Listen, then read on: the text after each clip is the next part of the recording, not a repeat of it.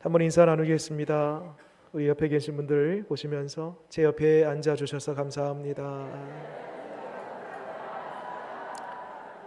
옆에 아무도 안 계신 분들은 앞에를 보면서 제 앞에 앉아 주셔서 감사합니다. 감사합니다.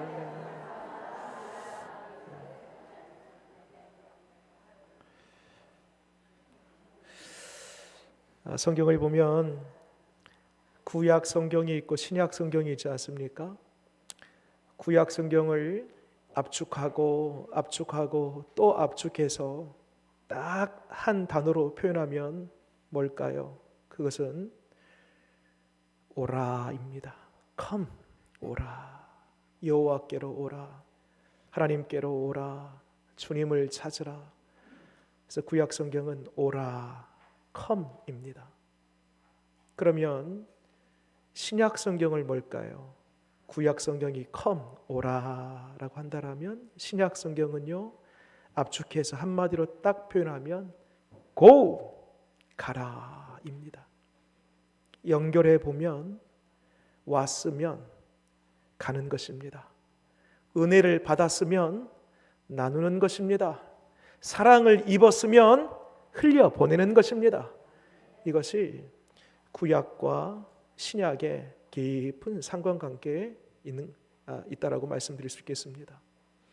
우리는 지난 시간에 새생명 전도 축제 선포식을 했습니다.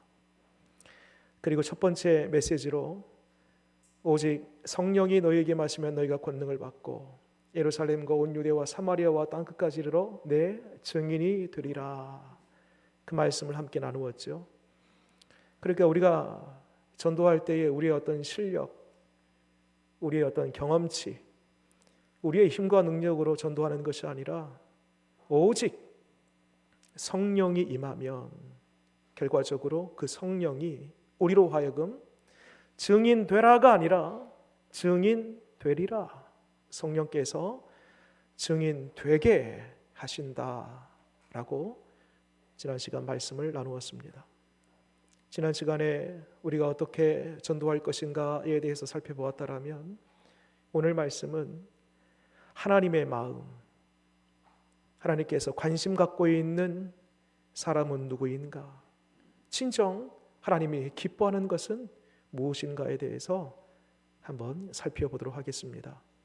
오늘 말씀을 잘 이해하기 위해서 먼저는 1절, 2절을 먼저 봐야 되겠습니다. 1절, 2절, 15장 1절 2절입니다. 같이 한번 읽겠습니다. 시작. 모든 세리와 죄인들이 말씀을 들으러 가까이 나오니 바리새인과 서기관들이 수군거려 이르되 이 사람이 죄인을 영접하고 음식을 같이 먹는다 하더라. 여기서 보면 세리가 나오지요, 죄인들이 나옵니다. 당시 세리들, 죄인들, 또 한 부류의 사람을 끼면은 창녀들 포함해서 그 사람들은 당시 유대인들에게서는요, 저들은 구원받지 못한 사람들, 하나님께로부터 버림받은 사람들이라고 딱 낙인 찍어놓은 사람들입니다. 그런데 그런 구원받지 못한 사람들이 지금 예수님과 함께하는 거예요. 예수님이 저들과 함께 식사를 하고 있는 것입니다. 그 광경을 보면서 수근수근하고 있는 것입니다. 어찌 저런 자들과 함께 어울릴 수 있나? 수근수근 거렸는데요, 우리 예수님은 저들의 마음을 간파하십니다. 예수님이 직접 듣지는 않았습니다. 저들이 예수님께 찾아와서 말한 거 아니에요.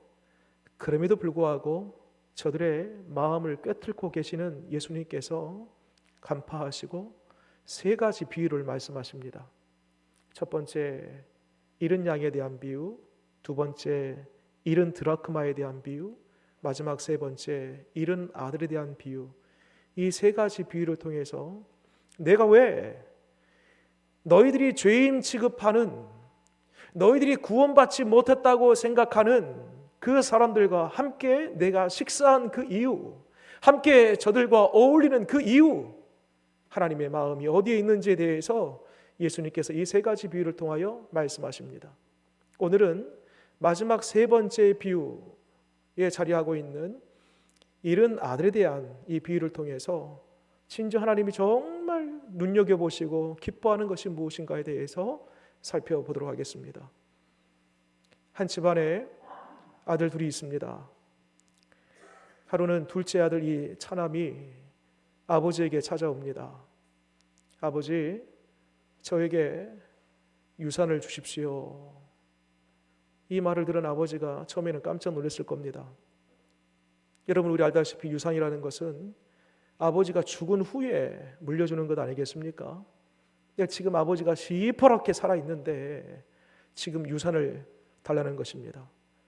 당시 문화나 전통으로 봤을 때 장자에게는 아버지 재산의 약 3분의 2, 그리고 둘째, 셋째 이 차남들에게는 약 3분의 1 정도의 재산이 돌아갑니다.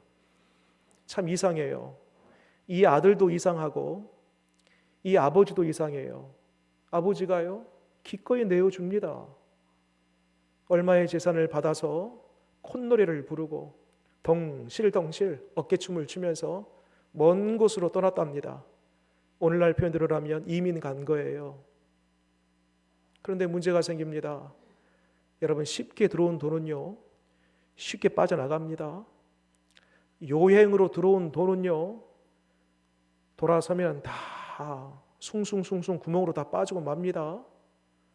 내가 땀 흘려서 힘들게 노력해서 그 결실로 번 돈은요, 그가 아까워할 줄 알거든요. 귀히 여길 줄 알합니다. 그런데 가볍게 쉽게 들어온 돈은요, 다 어느 순간에 탕진하고 마는 것입니다. 방탕했답니다. 이리저리 기웃기웃거리면서 가지고 있는 재산을 다 탕진하고 말았습니다. 성경의 표현대로라면 허랑방탕했답니다. 허랑방탕. 다 잃어버렸습니다. 손에 있는 게 아무것도 없습니다. 겹친 데 겹친 격으로 큰 흉년이 들었습니다. 여러분, 흉년이 들면은요, 사람 마음에도 흉년이 들어요. 사람 마음이 강팍해집니다. 모든 재산을 다 잃어버리고 밥 한 끼 먹을 수 없는 이 실정이 됐을 때에 문을 두드립니다. 여보시오, 밥 한 그릇만 줄 수 있어. 빌어먹으려고 해도 사람 마음이 강팍해지니까요, 나도 먹을 것이 없어 문을 열어주지 않습니다. 겨우 한 집에 들어갔더니 문을 빼곡히 열어줍니다. 들어가서 당시 가장 천히 여겼던 돼지를 치는 일을 하게 하는데요, 또 먹을 것이 없으니까요, 돼지들이나 먹는 그 주업 열매를 쥐어서 먹으려고 하는데 그것도 쉽지 않아요. 여러분 보세요. 처음에는 콧노래를 부르면서 떠나왔죠. 이제 행복 시작이야, 불행 끝이야 라고 떠나온 그 자리로부터요, 다 잃어버렸습니다. 아무것도 남은 것이 없습니다. 빈 털터리가 됐습니다. 인생의 바닥을 향해서 갔습니다. 더 이상 추락할 곳이 없네요. 돼지나 먹는 그 주업 열매조차도 먹을 수 없는 그 처절한 상황. 여러분, 사람이요, 고난이 찾아오고 시련이 찾아오고 이러면은요, 나름 그것을 한번 돌파해 보겠다고 안간힘을 씁니다. 나 한번 살아보겠다라고 애를 한번 써봅니다. 그런데 그 시련이, 그 고통과 아픔이 계속되잖아요. 시간이 지속되잖아요. 그러면요, 어느 순간에 힘이 빠집니다. 절망감이 찾아옵니다. 쉬면 깊은 것처럼 내 마음에 시리가 찾아옵니다. 넉넉고 아무것도 할 수 없는 그 지점이 찾아온다는 것입니다. 여러분, 하나님이 사람을 다루시는 방법도 꼭 이와 같습니다. 우리에게 때때로 시험이 찾아와요. 내가 도무지 감당할 수 없는 문제가 찾아옵니다. 그때에 우리는 나름 그거 한번 해보겠다고, 해결해 보겠다고 안간힘을 써봅니다. 이리저리 뛰어다니면서 나름 노력해요. 애를 써요. 그런데 어느 순간에 그것이 해결되지 않아요. 지속됩니다. 여전히 있어요. 문제가 해결되지 않아요. 그러면 어느 지점에요? 탈진이 옵니다. 넋이 나가버려요. 아무것도 할 수 없어서 덜썩 자리에 주저앉아서 그저 절망에 휩싸여 꼼짝하지 못하는 그 지점이 찾아온다는 것입니다. 그런데 놀라운 것은요, 나의 힘이 완전히 빠졌을 그때에, 나 아무것도 할 수 없습니다 할 바로 그때에 우리 하나님이 찾아오십니다. 여러분, 마치 물에 빠진 사람 보세요. 발 디딜 수 있는 곳이면 얼마든지 자유롭게 다니다가도요, 갑자기 훅 들어가면서 발이 안 닿네요. 깊이 빠져 들어가네요. 그러면요, 빠져나오려고요, 안간힘을 힘을 쓰지 않습니까? 막 파덕파덕 하면서. 그러면 잠시 고개가 수면 위로 올라왔다가 다시 꼬르륵 들어갔다가 다시 올라왔다가, 이거 서너 번 하다가요, 어떻게 됩니까? 완전히 탈진이 일어납니다. 그러면 그때에 저 멀리서 구조사가 보고 있다가요, 들어가서 그때야 비로소 끌고 나옵니다. 여러분, 이 사람이 만약 안간힘을 힘을 쓰고 막 나 살려라고 하면서 하는 바로 그때에, 힘이 남아있을 그때 이 구조사가 들어가면은요, 둘 다 위험할 수 있습니다. 그런데 이 구조사가 가만히 기다리는 거예요. 힘이 다 빠질 때까지. 그리고 비로소 건져오는 것입니다. 여러분, 하나님도 꼭 마찬가지입니다. 하나님, 나 아무것도 할 수 없습니다. 완전히 힘을 빼고 그 고난과 시련 큰 산 앞에서 아무것도 할 수 없어 꼼짝달싹하지 못하는 그 상태의 지점에 이르렀을 때에 우리 하나님이 찾아오십니다. 어떻게 찾아오실까요? 우리 하나님 이런 방식으로 찾아오십니다. 물론 다양한 성경에 보면 하나님이 임재하는 방식들이 있어요. 그 중에서 한 가지가 뭐냐면 깨닫게 하십니다.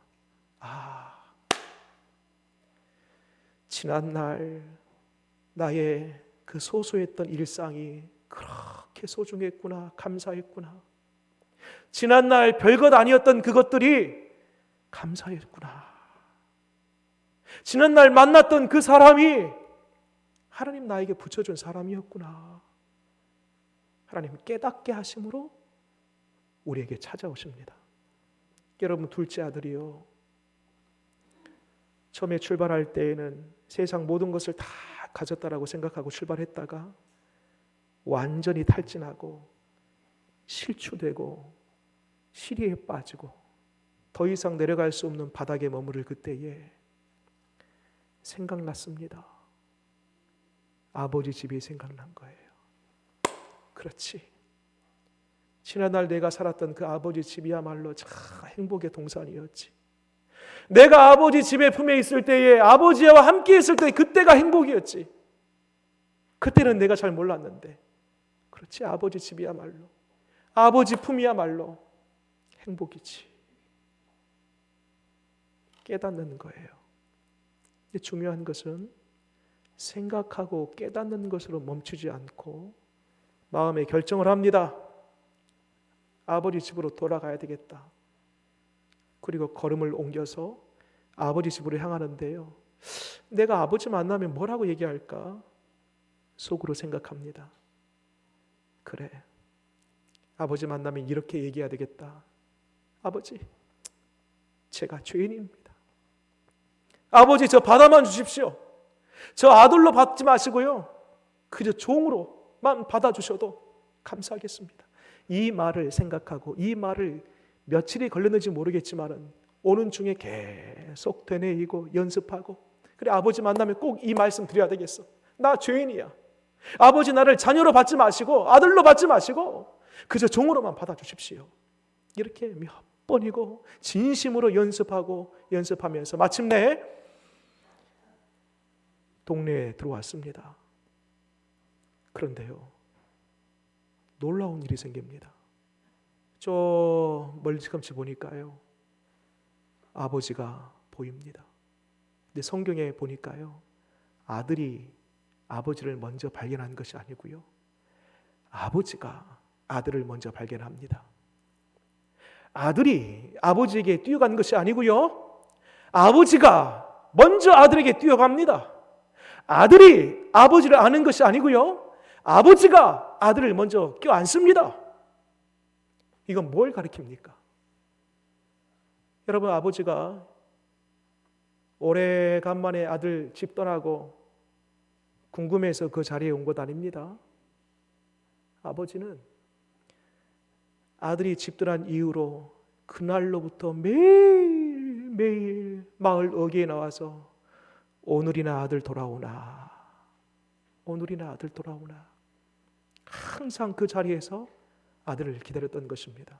그러므로 그날도 역시 변함없이 오늘도 아들 돌아오나라는 마음으로 나갔다가 정말 아들이 돌아오는 거예요. 그리고 먼저 보고 먼저 뛰어가고 먼저 안아주었던 것입니다. 얼마나 가슴 벅찬 기쁨이었을까요? 여기서 아버지의 기쁨이 끝나지 않아요.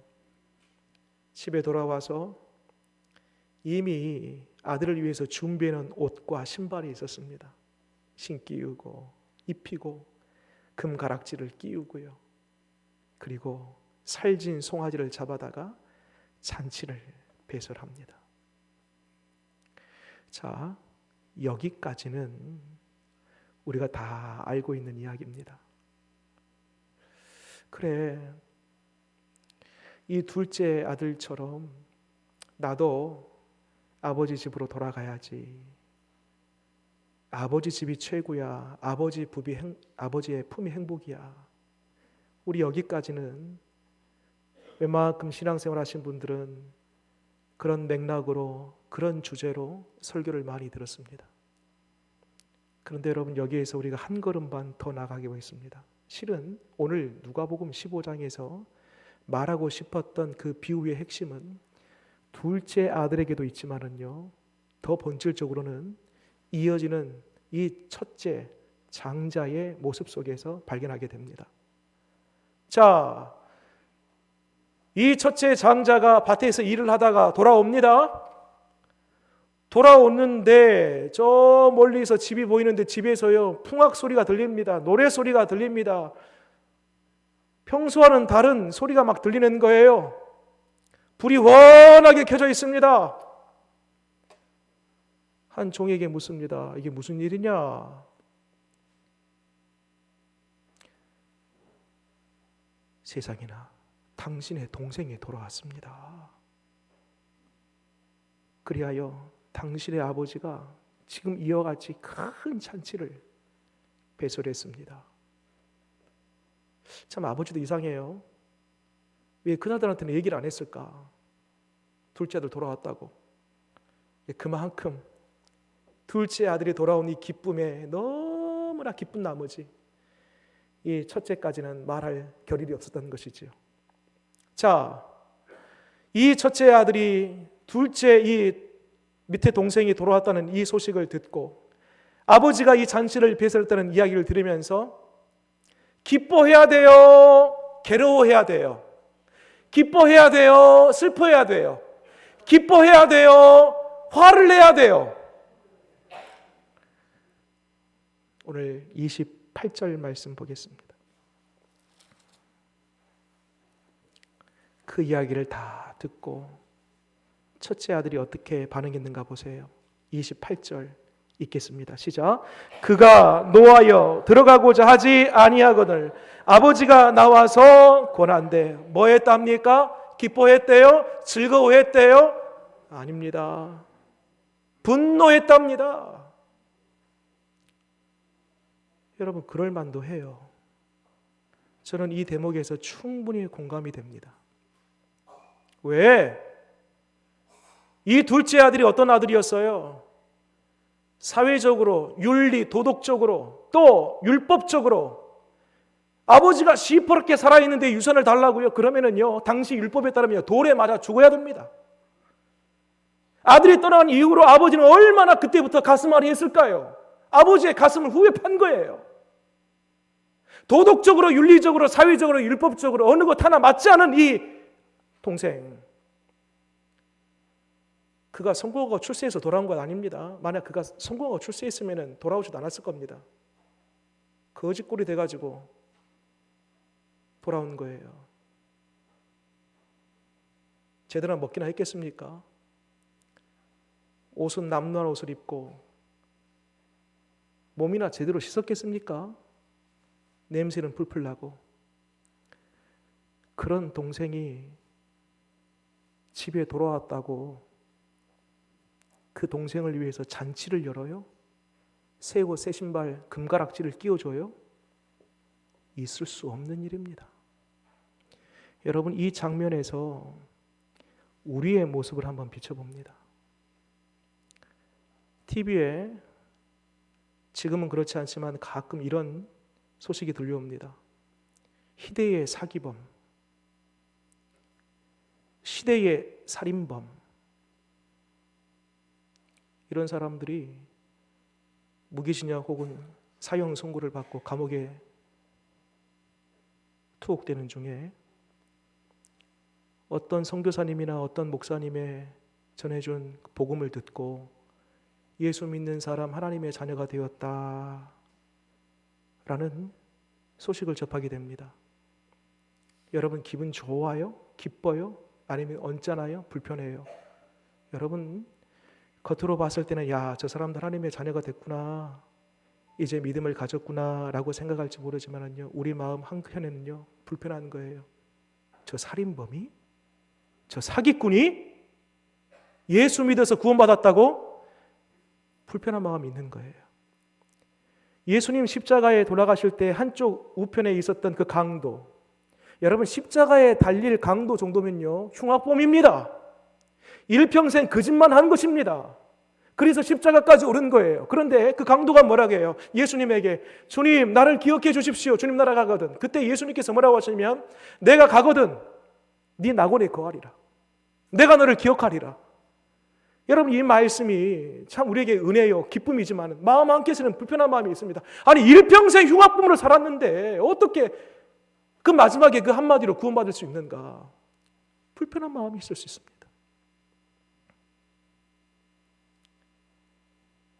이 지역에 우리 이웃들 있는데요, 우리 나름대로 혹 차별하고 구분하고 그 사람을 제단에 놓아지는 않습니까? 저 사람은 교회 나와도 괜찮아. 저 사람은 좀 아닌데. 저 사람은 구원받을 수 있어. 구원받아야 돼. 반면에 저 사람은 조금 어렵다. 그렇게 사람을 차별하고 구분해 놓아지는 않습니까? 야고보서 2장에 있는 말씀처럼 교회 들어올 때에 이 사람이 아름다운 옷을 입었어요. 손에 가락지를 꼈어요. 그러면 그 사람이 저 멀찌감치해서 보이는데 먼저 벗은 발로 쫓아가서 그 사람을 제일 앞에 좋은 자리에다가 앉혀놓습니다. 그런데 그 사람이 남루한 옷을 입고 와요. 몸에서 냄새가 나요. 그러면 눈길조차도 주지 않습니다. 야고보서 2장에 나와 있는 이 차별의 이야기예요. 실제 당시 그 교회에 있었던 모습입니다. 여러분, 우리 마음 한구석에는 그런 마음이 있지는 않습니까? 이 사람은 구원받을 수 있어. 저 사람은 글쎄.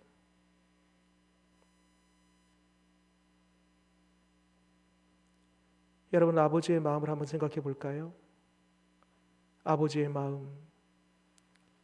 이 둘째 아들이 사회적으로, 율법적으로, 도덕, 윤리적으로 페루나에 가깝습니다.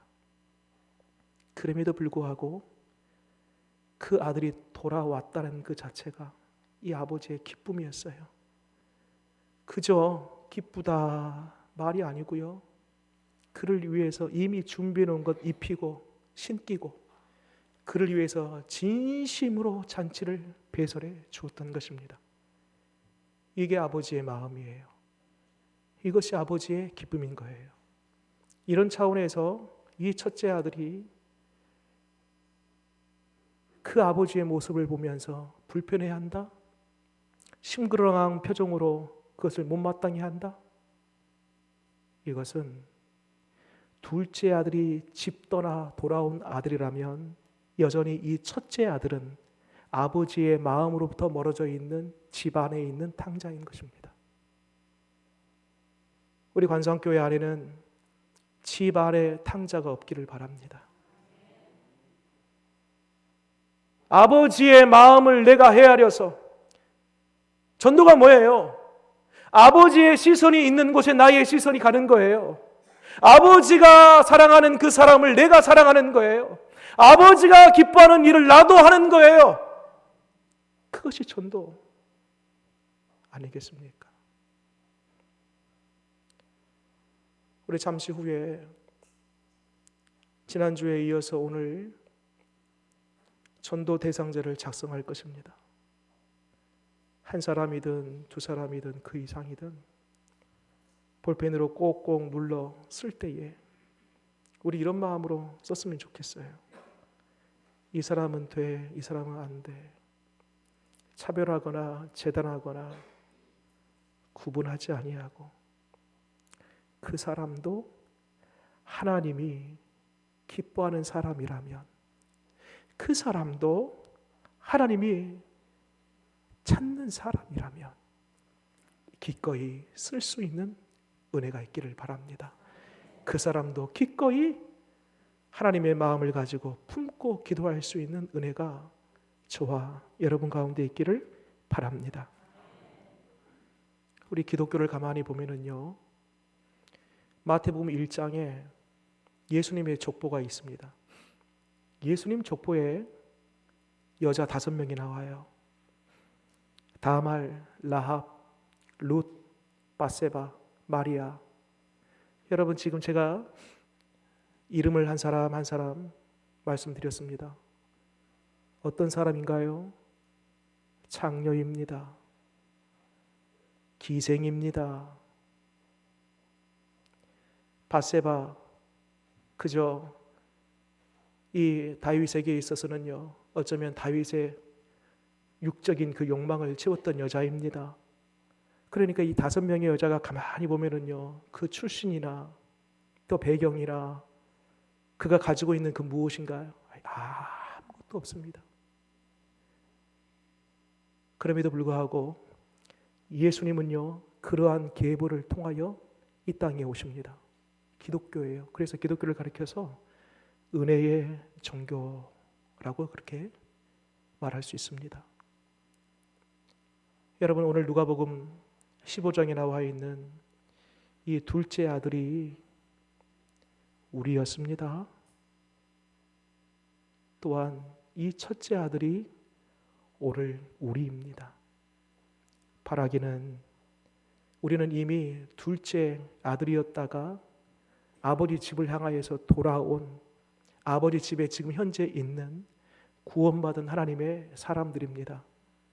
또 한 가지, 첫째도 우리라고 했지요. 우리 중에 여러분, 아버지의 마음과 멀어져 있는 사람이 집 떠나 있는 집안의 탕자라고 한다면, 오늘 말씀을 듣는 중에 아버지의 마음과 나의 마음이 하나가 되어지고 아버지가 사랑하는 그 사랑을 나도 사랑하는, 그래서 아버지와 내가 온전히 하나가 되어서 다시 아버지의 마음으로부터 벗어난 것이 아니라 아버지의 마음 안으로 들어와서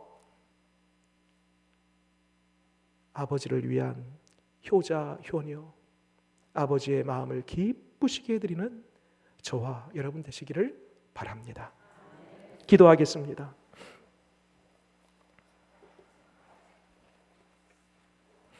주님, 우리가 아버지를 떠났다가 아버지의 집이야말로 가장 좋은 행복의 동산이요, 아버지의 품이야말로 구원의 품인 줄 알고 돌아온 둘째 아들이 바로 우리입니다. 하지만 주님, 여전히 첫째의 장자의 모습이 우리 가운데에 있습니다. 아버지는 사회적으로 지탄을 받고 폐류나 모든 것이 다 거덜나고 손가락질 받는 그 아들이지만 그 아들을 품고 기꺼이 그를 위해 기쁨의 잔치를 배설했는데 주님 그 모습을 보면서 불편해하고 분노하는 그 아들의 모습이 혹 오늘날 우리의 모습이 아닌가 주님이 생각해 봅니다. 그렇습니다. 주님, 우리가 집안의 탕자였습니다. 하나님의 마음을 전혀 헤아리지 못한 채 하나님의 마음과 우리의 마음이 동떨어져 있었던 우리가 바로 집안의 탕자입니다. 주님 바라기는 오늘 말씀을 통해 주님이 진정 기뻐하는 것, 사랑하는 것, 좋아하는 것, 주님의 시선이 머무는 것이 무엇인지 우리가 잘 알았사오니 주님이 바라보는 그곳을 향하여 우리도 바라보게 하시고 주님이 사랑하는 그 사람을 향하여 우리도 사랑할 수 있는 돌아온 아들 다 되게 하여 주옵소서. 예수님 이름으로 기도드립니다. 아멘.